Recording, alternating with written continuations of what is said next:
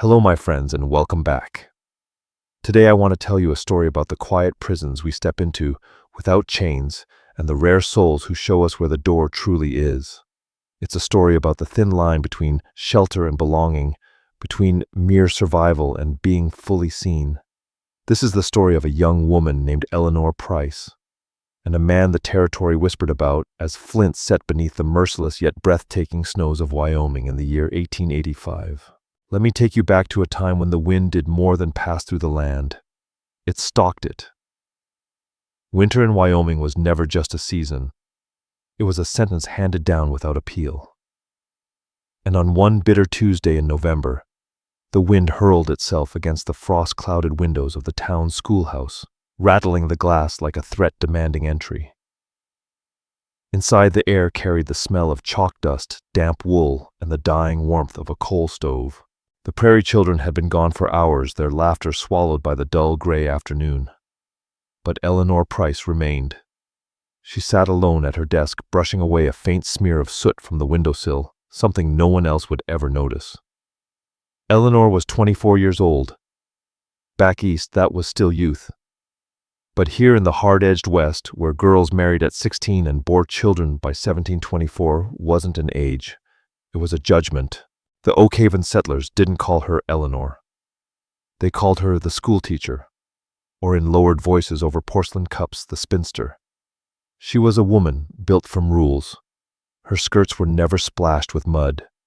Her voice was always gentle, never sharp. Every Sunday she attended church, sitting in the third pew, singing hymns with flawless pitch and a carefully measured heart. She was the town's most dependable presence. When a prairie family fell ill, Eleanor brought soup. When a child scraped a knee, she produced clean bandages. She was necessary to everyone, and yet known by no one. She gazed through the window at a sky bruised purple with coming night, carrying a weariness that had nothing to do with work. It lived in her bones. It was the fatigue of holding oneself together too tightly for too long, the exhaustion of waiting for a life that felt like it belonged to her. She felt like a ghost inside her own body, visible enough to be useful, transparent enough to be ignored.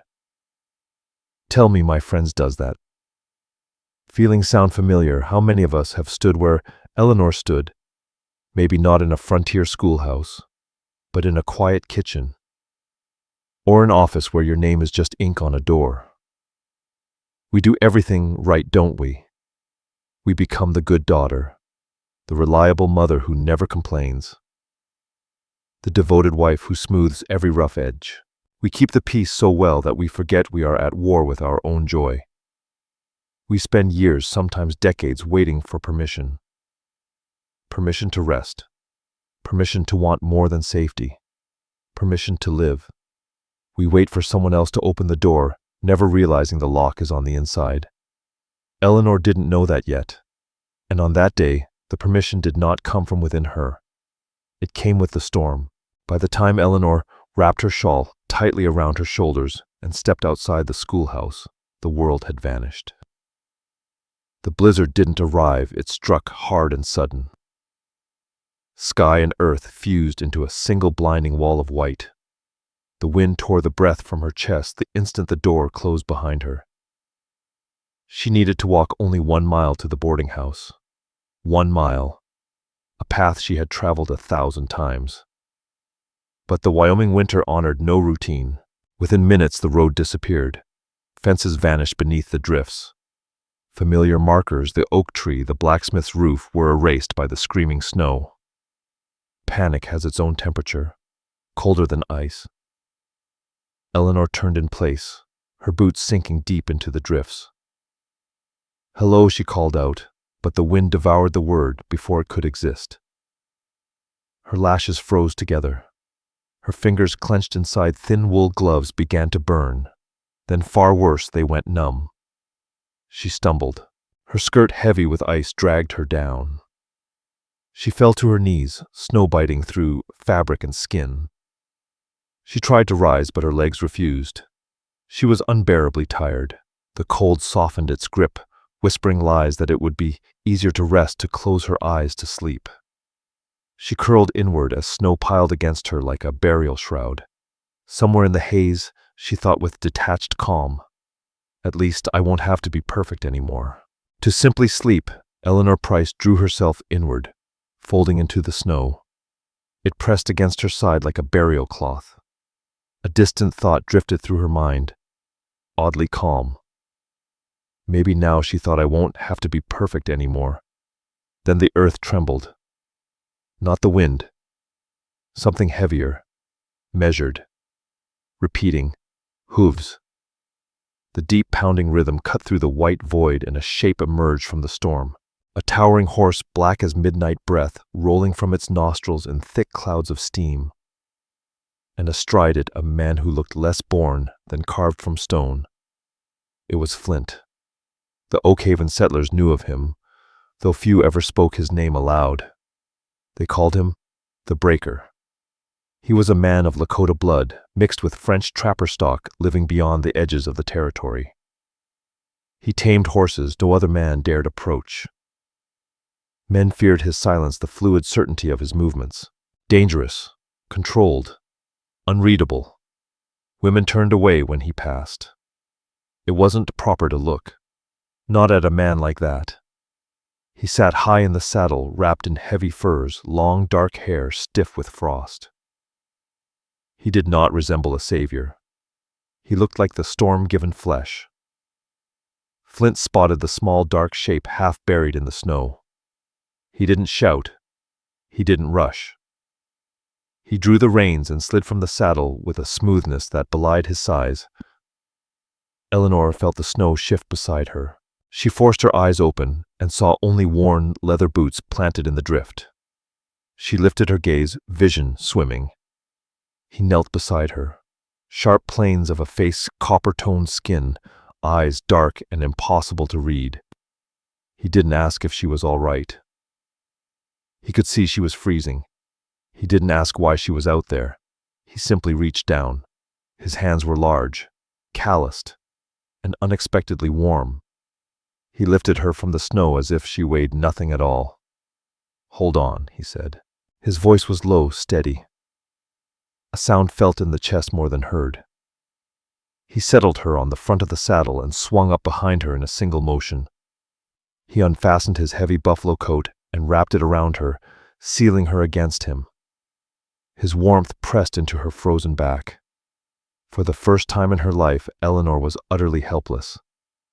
And for the first time, she felt completely safe. Flint didn't turn toward town. It was too far, and the wind fought them hard. Instead, he guided the horse toward the ridge, toward the dark line of trees, toward the only shelter that stood a chance. As the horse pushed through the drifts, Eleanor's awareness thinned. The steady drum of the animal's heart and the unyielding strength of the man behind her pulled her under. She didn't know it yet, but the storm hadn't merely driven her astray. It had pushed her towards something else entirely. The careful schoolteacher vanished into the whiteout, and the woman who would come back, she would not be the same. When Eleanor opened her eyes again, the rage of the blizzard was gone. In its place was warmth, deep spreading heat that reached into her bones. The air no longer carried ice and fear. It smelled of dried sage, of wood smoke, of leather treated and cared for. She lay on a pallet layered with thick furs. Above her rough-hewn beams caught the orange flicker of a stone hearth. For a brief moment, still hazy from waking peace settled over her. Then memory struck hard. The storm, the rider, the horse. She gasped and sat upright, clutching the buffalo robe to her chest. She wasn't in the boarding house. She wasn't in the schoolhouse. She was inside the home of a man she did not know. A man the town warned its daughters about. Eleanor Price's eyes swept the room, bracing for the chaos of a trapper's den. She expected dirt floors and piles of discarded pelts. What she saw stopped her cold. The cabin was small, yes, but it was exacting. The floor had been swept clean. Tools lined the wall, in careful order, smallest to largest each in its place. A cast iron pot murmured on the hearth, releasing the rich, savory scent of venison broth. There was no clutter, no grime, It was a place shaped by discipline and chosen solitude. And there, on the far side of the room, sat Flint. He perched on a three-legged stool, his body turned slightly away, offering her privacy without making a show of it. In his hands was a leather bridle. He guided a needle through the strap with slow, steady rhythm. He didn't look up when she moved. He simply kept working. His presence was calm, grounded, no more threatening than the beams or the firelight itself. Eleanor's heart thundered in her chest. She was the schoolteacher, the symbol of propriety, and she had spent the night in the cabin of the breaker. Her voice came out cracked thin. She cleared her throat and tried to summon the authority she used in the classroom. I can't be here. Flint didn't pause. He drew the thread tight the waxed cord, whispering sharply in the quiet. The storm's still blowing, Miss Price, he said evenly. Unless you've grown wings, you're staying. You don't understand, she said, panic climbing fast. She swung her legs off the pallet boots, touching the floor. My reputation. The town. The territorial school council. She hesitated. If they find out I was here. With you? The insult landed only after the words had already left her mouth. Flint didn't flinch. At last he turned his head. His dark eyes met hers in the dim light. There was no anger there, only a deep, practiced weariness with the world's foolish rules. They'll talk, Eleanor whispered. Tears burned at the corners of her eyes. They'll say awful things. He rested the bridle across his lap and looked at her not as a man appraising a woman, but as someone who had pulled another human back from the edge. Let them, he said quietly. The dead don't hear gossip. Eleanor, you're alive. The words struck harder than the wind ever had. The dead don't hear gossip. She fell silent. Outside, the wind screamed against the logs, a reminder of how close death had come. Inside, the fire popped and settled. She looked at this man, this savage, as Dorothea Klein liked to whisper, and understood that he had just given her a truth her polished world had never offered.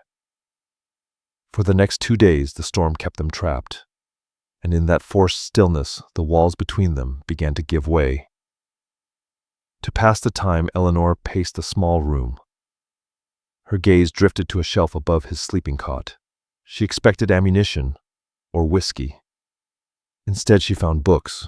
Their spines were worn and cracked from use. Essays by Ralph Waldo Emerson, a volume of Keats's poetry, a thick leather-bound Bible. She reached out, fingers hovering over the Emerson, then turned to him in disbelief. You read these? A faint smile touched Flint's mouth, the first she'd seen. It softened the sharp lines of his face. The horses are good company, he said, pouring coffee into a tin cup and handing it to her. But they're poor conversationalists. A man needs other voices sometimes. Even when they came from paper, the voices mattered. Eleanor Price took the book from the shelf and opened it. Along the margins were pencil notes, careful, deliberate marks, written in a steady, thoughtful hand. He hadn't merely read these pages. He had studied them. Heat crept up Eleanor's neck. Shame followed close behind. She had mistaken silence for ignorance. She had confused a simple life with a simple mind. The next 48 hours passed in quiet conversation. They didn't talk about weather or grain prices. They spoke of loneliness. Flint told her about the high plains, how the wind could sound like a choir if a man listened long enough. Eleanor surprised herself by speaking of the weight she carried, the burden of always being good. She told him how she felt like a caged bird singing songs she never chose, only to earn her keep. Slowly she understood that this man, the one the Oak Haven settlers pushed aside, held a kind of freedom she had never known. He wasn't a savage. He was a man of sharp intellect who chose solitude, not because he failed to understand the world, but because he understood it too well.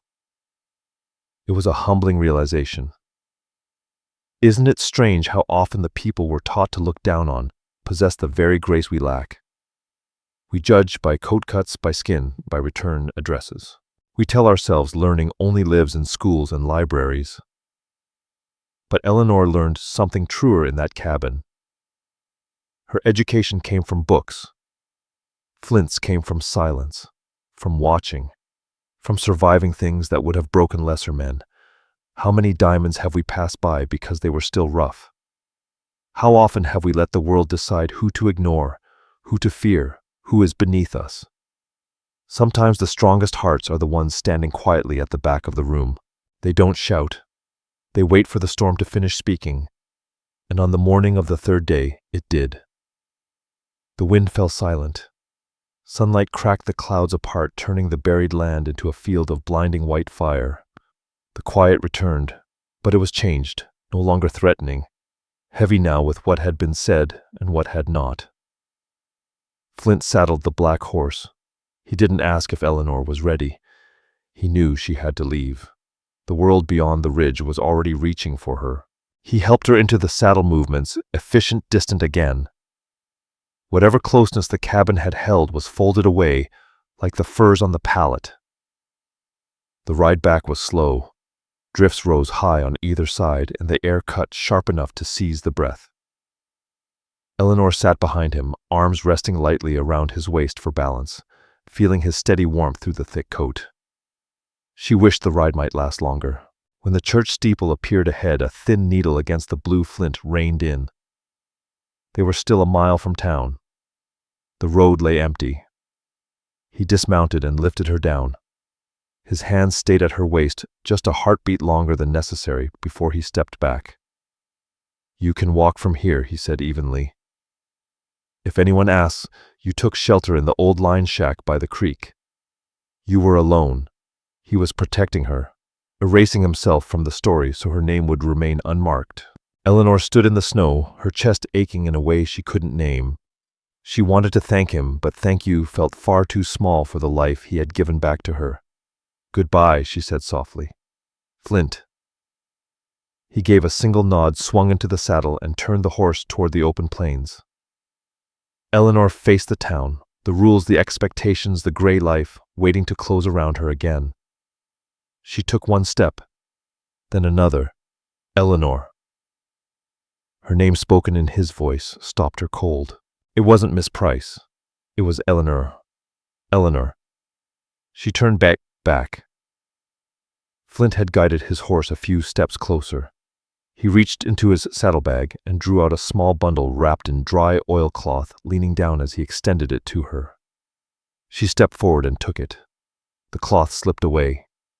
It was the copy of Emerson she'd been reading in the cabin left behind in her hurry. "You forgot this," he said, his gaze fixed on hers, dark and intent. "Read the part about self-reliance again," he added quietly. "I know it fits you." As she accepted the book, her gloved fingers brushed his. It wasn't a greeting. It wasn't a touch meant to linger. It was a spark, a sharp jolt that ran from her hand up her arm and settled deep in her chest. For a single heartbeat, neither of them breathed. The recognition was undeniable, terrifying, and exhilarating at once, the knowing of a kindred spirit. Then he withdrew his hand, tipped his head, turned the great black horse, and rode hard into the blinding white, leaving Eleanor Price alone on the road. She pressed the book to her chest, feeling the echo of his warmth in her palm. She looked toward town, then back toward the mountains. And for the first time in 24 years, Eleanor Price didn't care if her boots were muddied. She only wanted to know when she would see him again. Eleanor returned to Oakhaven, but Oakhaven felt altered. Or perhaps the town was the same, and it was Eleanor who no longer fit its narrow edges. Everything looked gray. The schoolhouse walls, once her refuge, now felt like a cell. The primer texts she taught from seemed thin and hollow, compared to the deep questioning notes she'd read in the margins of a book by firelight. She walked the familiar boardwalks with her head held high, yet she felt the shift in the air. In a small town, secrets are like smoke. You can't hold them, but you can smell them. It began the way it always does, with Dorothea Klein. Dorothea wore her piety like a blade. She ran the ladies' auxiliary and the town's gossip mill with equal precision. And she noticed things. The morning Eleanor returned, Dorothea was sweeping her porch when she saw Eleanor approaching, not from the boarding house, but from the open plains. She noticed the mud on Eleanor's boots. Red clay, the kind found only near the high ridge, miles away. "Good morning, Miss Price," Dorothea called, her voice sugared with concern. "We were so worried during the storm. Wherever did you take shelter?" Eleanor froze. "The old line shack," she said. The lie tasted like ash. "By the creek," Dorothea said, defining. She studied the boots, then Eleanor's flushed cheeks, and she smiled a tight, knowing curve. "Well," she said softly, "the Lord protects the innocent, doesn't he?" That smile was the first spark in dry grass. By week's end, the whispers were everywhere. At the general store, conversations died when Eleanor entered. Prairie families drew their children closer. Parents who once sent apples and fresh eggs now sent notes demanding their children be dismissed the moment the bell rang. The rumor took on a shapeless, ugly life of its own. Where had the schoolteacher gone? Who had she been with? No one dared say Flint's name. It was too scandalous, but they spoke of a wild man, a savage on the ridge. They remade Eleanor's survival into a tale of recklessness, not resilience, casting her not as a woman spared by the storm, but as one who had wandered into danger, looking for it. Meanwhile, high on the ridge, Flint was fighting a battle of his own. He returned to his work, breaking the wild mustangs ranchers hauled up to the ridge. It was punishing, unforgiving labor. Days spent in the corral, breath ripping from his lungs, sweat freezing against his skin, muscles locked against the panic and power of a 1,000-pound animal. Most days the work emptied his mind. A wild horse demanded everything. Focus, patience, absolute presence. There was no room for memory, but not now. Now every time Flint lifted his eyes toward the horizon, he saw Eleanor Price. He saw the way she tucked a loose strand of hair behind her ear. He heard the quiet rasp of her voice, reading poetry aloud, steady and careful, like she was afraid the words might break. He knew the rules. He knew that a man like him, dark-skinned, French-blooded, living beyond the edge of town, had no right to draw near the schoolteacher. To do so would sign her social death warrant. He knew he had to stay away. But the heart, my friends, is a relentless hunter. It does not understand the words "stay away." So one morning, he began a courtship made of absence. When Eleanor arrived at the schoolhouse, she found a small bundle resting on the steps. It was wrapped in a broad green leaf. Inside lay a handful of winter berries, bright crimson against the cold, impossible to find this late in the season. Unless you knew exactly where the sun struck the canyon walls. There was no note. None was needed. 2 days later, she discovered a piece of wood no larger than her thumb, cedar carved with painstaking care into the shape of a meadowlark wings, lifted caught forever at the moment of flight. She turned it in her palm, lifted it to her nose. Cedar. And beneath it, faint but unmistakable sage smoke. She looked toward the distant ridge, her heart beating hard and fast. He hadn't forgotten her. While the Oak Haven settlers cast shadows in her path, Flint was sending light. He was speaking in the only language the world allowed him: silence. But silence could only hold back judgment for so long. 10 days after the storm, the summons came. The mayor, a broad, heavy-set man named Marshall Graves, stood framed in the doorway of the schoolhouse. Behind him waited a representative of the territorial school council. Their hats were clutched politely in their hands, but their eyes were cold. "Miss Price," the mayor said, his voice echoing through the empty room, "we need a word." They seated her at her own desk. The arrangement felt less like a conversation and more like a trial. The air was thick with stale tobacco and quiet condemnation. "There's talk," the mayor began, folding his hands together. "Concerns about your judgment, about your associations with certain undesirable elements of the territory. I survived a storm, Mr. Graves," Eleanor said. Her voice trembled, but it did not break. I did what I had to do to stay alive. Survival is one matter, the councilman snapped. A woman's reputation is another. Prairie families are threatening to pull their children. They don't want a compromised woman teaching values. The room tilted.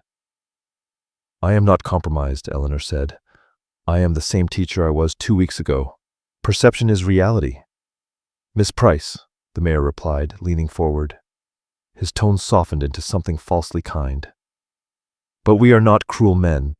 He gestured out the window toward the bakery down the street. Peter Holloway is a respectable man, God-fearing. He lost his wife 2 years ago. He has a solid home, a steady business, and he's looking to remarry. The mayor paused, then added, given the circumstances, he is willing to overlook this blemish. Eleanor stared at him.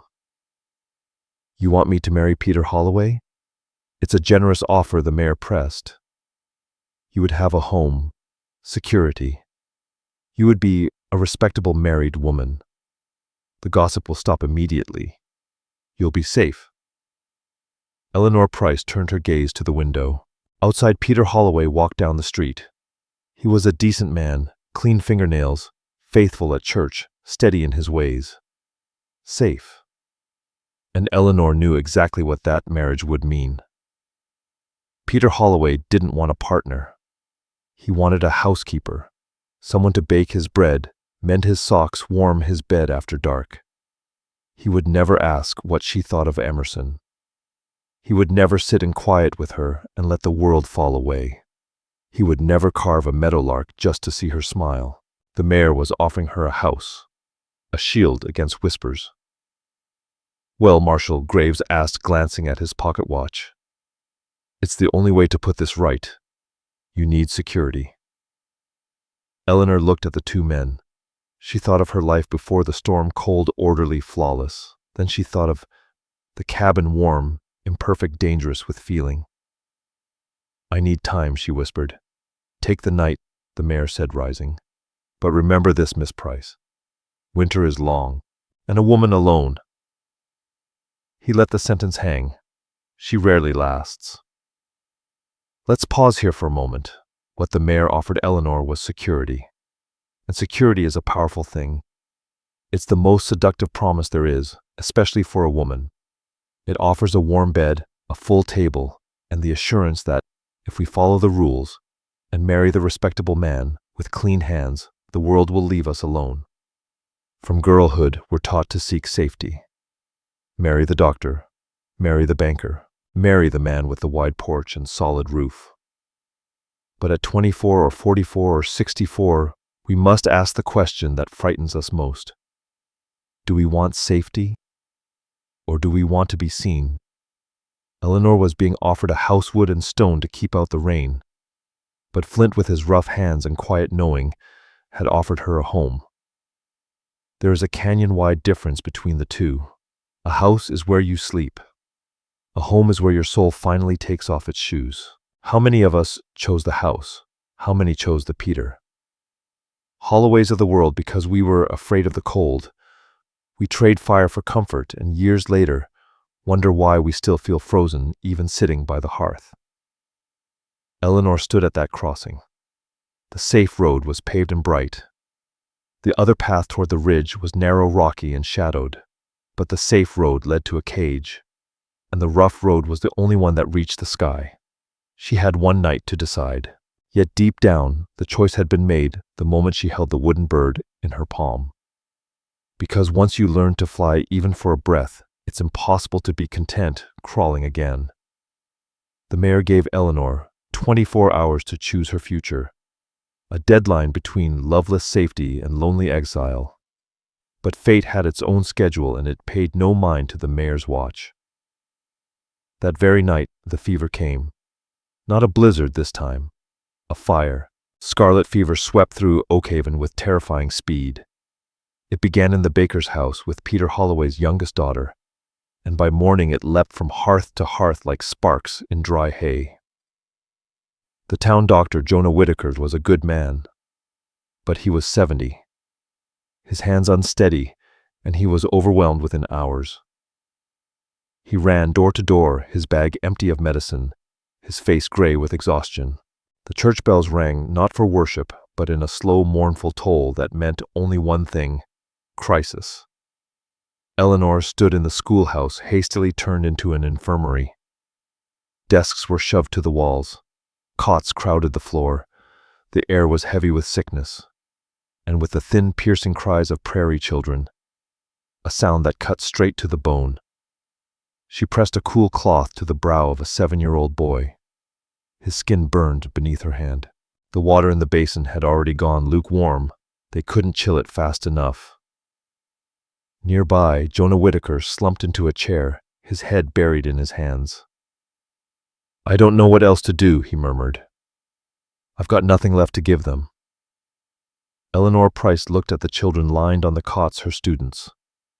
The ones who brought her apples. The ones who stumbled over their letters and beamed when they finally read a sentence straight. She looked too at the prairie families, the same faces that had turned away from her in the street only yesterday, now frozen with fear, whispering prayers for a miracle. And Eleanor understood something then. Prayer needed hands. She didn't ask permission. She didn't weigh her reputation. She ran from the schoolhouse, gathered her skirts, and swung onto the doctor's horse, bareback, no saddle. She rode hard, not away from the danger, straight toward the ridge. She found Flint in his corral. He saw the panic written on her face and didn't waste a breath. He didn't ask why. He didn't ask who sent her. "The children are burning," she said. That was all. He turned for his cabin. Moments later, he emerged with a satchel packed tight, dried willow bark, sage roots that had no English names. He mounted his black horse, and for the second time they rode together. When they thundered into town, the square fell silent. The savage had come. There was no time for prejudice. Flint strode into the schoolhouse, his presence filling the room. He didn't look at the parents. He looked only at the children. For the next 3 days and 3 nights, Oakhaven witnessed something it could neither explain nor forget. They watched the schoolteacher and the breaker work side by side in perfect rhythm. There were no pauses between them, no explanations needed. Eleanor became the general, organizing the mothers, demanding fresh water, fighting for every breath with fierce resolve. Flint was the healer. The town stared in stunned silence as the man they warned their daughters about knelt beside fevered boys and girls. His large, rough hands that could break a wild stallion were impossibly gentle as he lifted small heads and poured cooling teas between cracked lips. He stayed awake for 72 straight hours, moving from cot to cot, his shadow broad and steady against the walls. He didn't speak to the adults. He spoke only to the children, whispering soft, rhythmic words in his mother's tongue sounds that eased thrashing limbs and quieted fear. Slowly, miraculously, the heat broke. The fevers retreated. Color crept back into pale cheeks. Cries softened into sleep. On the morning of the 4th day, the sun rose over a quiet town. The danger had passed. Eleanor and Flint stepped out of the schoolhouse together. They were spent. Eleanor's dress was streaked with sweat and medicine, her hair slipping loose from its pins. Flint's face was drawn, his eyes dark with exhaustion. They stood on the steps, breathing in the clean morning air. That was when the town gathered. The Oakhaven settlers emerged from their homes, the mayor, the territorial school council, the prairie families. They filled the church square, eyes fixed on the pair before them. Gratitude hung thick in the air. So did confusion. They didn't know how to reconcile their hatred with the fact that this man had just saved their children, saved their future. Then Dorothea Klein stepped forward. She looked worn, but her pride remained iron hard. She couldn't bear the fracture in her certainty. She couldn't bear to be wrong. Smoothing her apron, she lifted her chin and narrowed her eyes at Eleanor. "Well," Dorothea sniffed, her voice slicing through the hush, "I suppose we should be grateful." She glanced toward Flint. "The heathen has his uses. But surely, Miss Price, if you don't intend to stand beside him, now that the work is done, it would be indecent." A low murmur rippled through the crowd. Old habits clawed their way back. Shame was being offered again, like a familiar coat pulled from a hook. Flint went rigid. Instinct told him to step away, to fade back into the margins where he'd always stood, to spare Eleanor Price whatever punishment would come next. But Eleanor moved first, in front of Marshal Graves, in front of the Territorial School Council, in front of God and everyone. She reached out and took Flint's hand. Her fingers threaded through dirt and callus and scar. She felt him flinch in surprise, but she held on, firmly. She didn't lower her eyes. She looked straight at Dorothea Klein. "You call this indecent?" Eleanor asked. Her voice wasn't raised. It didn't need to be. It carried clear to the edge of the square. "He has nothing to offer you," Dorothea shouted, losing her careful poise. She jabbed a trembling finger at Flint. "Nothing but dirt and disgrace. He is nothing." Eleanor tightened her grip, feeling the steady pulse of the man who had stayed awake for 3 nights to save children who were not his own. "You are wrong," Eleanor said. She stepped down one stair, drawing Flint gently with her, presenting him not as a servant, but as her equal. "He offered me his coat when I was freezing," she said, her voice edged with a strength no one had ever heard from her before. "He offered me silence when the world was too loud. And he offered your children life when you offered only prayers." Her gaze swept from Dorothea to the mayor, to the town that had spent years shrinking her. "If this is shame," Eleanor declared, lifting her chin, "then I will wear it like a crown." The silence that followed was complete. It was the sound of something breaking, the sound of a woman claiming her life. Dorothea opened her mouth, but nothing came. She looked for allies, for approval. Instead, the prairie families looked away. Mothers holding recovering children studied the ground. Fathers stared at their boots. Shame, it seemed, had shifted its weight. Flint looked down at Eleanor. For the first time in full view of the town, he smiled. It was small, private, meant only for her. "Come," Eleanor said softly, and without waiting for dismissal, without asking permission, Eleanor Price walked down the steps hand in hand with the breaker and crossed the heart of Oak Haven. They passed the general store, the boarding house, the invisible line that once divided the civilized from the wild. They did not look back. They didn't need to. They were already home. Seasons turned as they always do. Winter loosened its grip into a cautious spring, which bloomed into a golden summer before hardening again into autumn. Time softened the sharpest edges of scandal. Eleanor and Flint did not flee Oak Haven. They did not vanish east or disappear into the wilderness. They did something braver. They stayed. They built their life on the ridge, exactly halfway between the town and the open sky. They expanded the cabin, raised a barn with high rafters and wide windows. And in that barn, Eleanor Price kept teaching. The town schoolhouse still stood, of course, for those who prized propriety above all else. But others, the prairie families whose children had been saved by the savages' medicine, sent their sons and daughters up the ridge instead. It became a strange and beautiful sight. In Eleanor's barn, ranchers' sons sat beside Lakota children. They learned reading and arithmetic, and they also learned from Flint how to track a deer, how to read the land, and how to listen. Truly. Listen to the wind. Flint kept breaking horses. The men in town still didn't invite him into the saloon, still didn't clap him on the back like one of their own. But when they passed him on the trail, they tipped their hats. Respect quiet earned settled in where suspicion once lived. Not just as the breaker, but as the husband of the schoolteacher. They found their balance. It wasn't a life of grand riches. There were no silk gowns or imported china. There were hard winters that bit deep and dry summers that cracked the land. There were days of bone-weary labor, but there was peace. Picture an evening years later. The sun sinks low, painting the Wyoming sky in bruised purples and burnt oranges. The work is finished. The horses are fed. The prairie children have gone home. Eleanor Price sits in a rocking chair on the porch they built together. She's older now, Fine lines gather at the corners of her eyes, etched by squinting into the sun and by laughter. Flint stands behind her. He says nothing. He lifts a brush and draws it slowly through her long hair. Each stroke is steady, rhythmic, a ritual. With every pass, he smooths away the day's worries. She leans back against him and closes her eyes. Down in the valley, the lights of Oakhaven flicker, small, distant, and unimportant. They don't need the town's approval anymore. They have something far more precious. They have each other. A kingdom of two built on courage and quiet understanding. My friends, we're often sold fairy tales about love.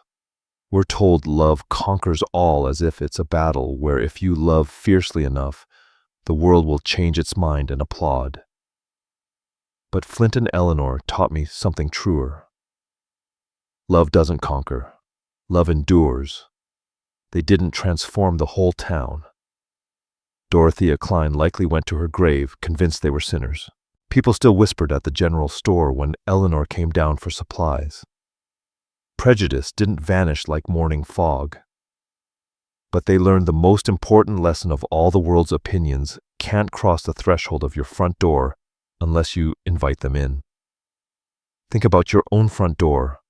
Outside there's noise, expectation, voices telling you how to dress, how to behave, who to love, who to be.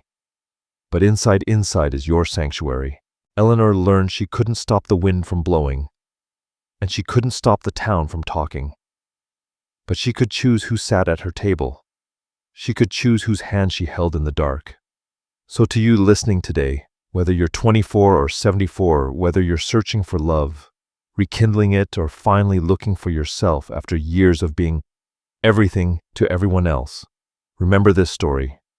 Remember the girl who walked into a blizzard to find herself. Remember the man who spoke in silence. Don't let the world's noise drown out the whisper of your own heart. The world will always have an opinion. Let them keep it. You keep the joy. Be brave enough to be happy. Because in the end, happiness is the greatest rebellion of all. Thank you for walking this trail with me today and for staying with the story of Flint and Eleanor all the way to the end. I know it was a long journey, and I hope it stirred something in your spirit. I'd love to hear from you in the comments. Where are you listening from today? Your porch with a cup of coffee, driving to work, settling in for the evening, and tell me, have you ever had to choose between what was safe and what was right? I read every comment. Your stories matter more than you know. If you enjoyed this video, please give it a like. It helps our small community grow.